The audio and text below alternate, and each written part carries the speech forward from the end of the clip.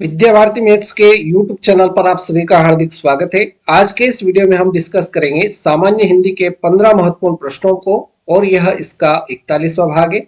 यह वीडियो कक्षा 6 से लेकर कक्षा 12 तक के लिए सभी के लिए इम्पोर्टेंट है और इसके यदि आपने बाकी पार्ट नहीं देखे तो प्लेलिस्ट में जाकर या वीडियो के डिस्क्रिप्शन में जाकर आप इसके बाकी पार्ट देखकर सामान्य हिंदी व्याकरण की अच्छी तैयारी कर सकते हैं और निश्चित रूप से आप व्याकरण में अच्छा स्कोर कर सकते हैं। क्वेश्चन नंबर 1 है, विशेषण किस शब्द की विशेषता बताते हैं। प्रश्न नंबर 1 दे रखा है, विशेषण किस शब्द की विशेषता बताते हैं। संज्ञा की, सर्वनाम की, संज्ञा तथा सर्वनाम की या क्रिया की। तो विशेषण शब्द जो होते हैं वो संज्ञा तथा सर्वनाम दोनों की विशेषता बताते हैं, इसलिए हमारा सही जवाब जो होगा वो ऑप्शन सी हो जाएगा। यदि प्रश्न पूछा जाए आपसे कि विशेषण कितने प्रकार के होते हैं तो विशेषण के प्रकार याद रखना है। विशेषण 4 प्रकार के होते हैं। कितने प्रकार के होते हैं? विशेषण 4 प्रकार के याद रखना है। क्वेश्चन नंबर 2 देखते हैं। क्वेश्चन नंबर 2 दे रखा है, जागृति शब्द में कौन सा प्रत्यय है। जागृति शब्द में कौन सा प्रत्यय होगा। ई होगा, ती होगा, इति होगा या इत प्रत्यय होगा। तो जागृति शब्द में जो प्रत्यय होगा वो इति प्रत्यय हो जाएगा। राइट आंसर आपका ऑप्शन सी रहेगा। प्रश्न संख्या 3। प्रश्न नंबर 3 दे रखा है, संवाद शब्द में कौन सा उपसर्ग है। और आप सब जानते हैं कि उपसर्ग शब्द के आगे लगते हैं और अभी हमने पिछला प्रश्न किया है प्रत्यय का। प्रत्यय जो होते हैं वो शब्द के कहाँ लगते हैं? पीछे लगते हैं। राइट। तो हमसे पूछा गया है संवाद शब्द जो है इसमें उपसर्ग कौन सा है। स है, सम है, सु है या सत है। तो संवाद शब्द जो है इसमें कौन सा उपसर्ग हो जाएगा। तो सम जो है ये आपका उपसर्ग हो जाएगा। राइट आंसर आपका ऑप्शन बी रहेगा। क्वेश्चन नंबर 4, अक्षत का विलोम शब्द है। अक्षत शब्द का विलोम शब्द क्या होगा। क्षति होगा, चावल होगा, विक्षत होगा या पूर्ण होगा। तो अक्षत शब्द जो है इसका विलोम शब्द हो जाएगा विक्षत। राइट आंसर आपका ऑप्शन सी रहेगा। प्रश्न संख्या 5, विज्ञ का विलोम शब्द है। विज्ञ शब्द का विलोम शब्द क्या होगा। अज्ञ होगा, तज्ञ होगा, प्रज्ञ या चतुर। तो विज्ञ शब्द का जो विलोम शब्द होगा वो अज्ञ हो जाएगा। राइट आंसर आपका ऑप्शन ए रहेगा। अज्ञ का अर्थ अगर पूछा जाए तो अज्ञ का अर्थ होता है मूर्ख। अज्ञ का अर्थ क्या होता है? मूर्ख होता है। और विज्ञ का अर्थ क्या होता है? तो विज्ञ का अर्थ होगा पढ़ा लिखा। क्या होगा विज्ञ का अर्थ? पढ़ा लिखा। Right. Question number 6। Question number 6 दे रखा है, गंजेड़ी शब्द में प्रयुक्त प्रत्यय है। गंजेड़ी शब्द में प्रयुक्त प्रत्यय क्या है। डी है, एडी है, एडी है या जेडी है। तो गंजेड़ी शब्द जो है इसमें प्रयुक्त प्रत्यय जो होगा वो एडी प्रत्यय होगा। राइट आंसर आपका ऑप्शन बी हो जाएगा। Question number 7। क्वेश्चन नंबर 7 दे रखा है, संगम शब्द में प्रयुक्त उपसर्ग क्या है। संगम शब्द में प्रयुक्त उपसर्ग क्या होगा। स होगा, सम होगा, सम होगा या संग होगा। तो संगम शब्द जो है इसमें प्रयुक्त उपसर्ग जो होगा वो आपका ऑप्शन सी एकदम सही आंसर हो जाएगा, सम। Right. Next question, question number 8, Hindi में वचन के कितने भेद है। हिंदी में वचन के कितने भेद होते हैं। 1, 3, 2 या 5। तो यदि पूछा जाए हिंदी में वचन के भेद कितने होते हैं तो हिंदी में वचन के 2 भेद होते हैं। कौन कौन से?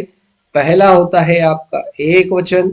पहला जो भेद होता है वचन का एक वचन और दूसरा भेद जो होता है वो आपका होता है बहुवचन। राइट। तो हिंदी में वचन के ये 2 भेद है। यदि प्रश्न आपसे पूछा जाए कि संस्कृत में वचन के कितने भेद तो संस्कृत में वचन के 3 भेद। संस्कृत में वचन के कितने भेद? 3 भेद। कौन कौन से? एक वचन। राइट। पहला हो गया एक वचन। संस्कृत में दूसरा हो जाता है द्विवचन। संस्कृत में दूसरा वचन हो जाता है द्विवचन और तीसरा हो जाता है बहुवचन। तो इस प्रकार से हिंदी में अगर वचन पूछा जाए तो याद रखना है 2 वचन, एक वचन और बहुवचन। और संस्कृत भाषा में वचन के कितने भेद? तो 3 वचन, एक वचन, द्विवचन और बहुवचन। राइट। क्वेश्चन नंबर 9, निम्न में से ऊष्मीय वर्ण कौन से हैं? निम्न में से ऊष्मीय वर्ण कौन से हैं? अब ऊष्मीय वर्ण होते कितने हैं? तो ऊष्मीय वर्णों की संख्या है 4। कौन कौन से? स, श, श और अगला है आपका ह। ये 4 जो है ये आपके कौन से वर्ण है? ऊष्मीय वर्ण है। तो हमसे पूछा है कि निम्न में से ऊष्मीय वर्ण कौन से है? ल इसमें आ नहीं रहा है इसलिए ये नहीं होगा। स और ह, स इसमें भी है और ह इसमें भी है, दोनों इसमें मिल रहे हैं, इसलिए इसका सही उत्तर ऑप्शन बी हो जाएगा। राइट। चलिए नेक्स्ट क्वेश्चन देखते हैं।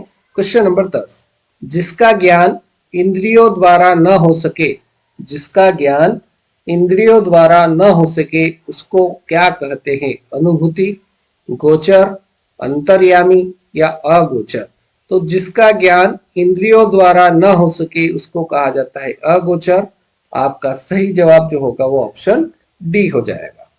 क्वेश्चन नंबर 11, हिंदी साहित्य के आदिकाल का अभिनव जयदेव, हिंदी साहित्य के आदिकाल का अभिनव जयदेव किसे कहा जाता है?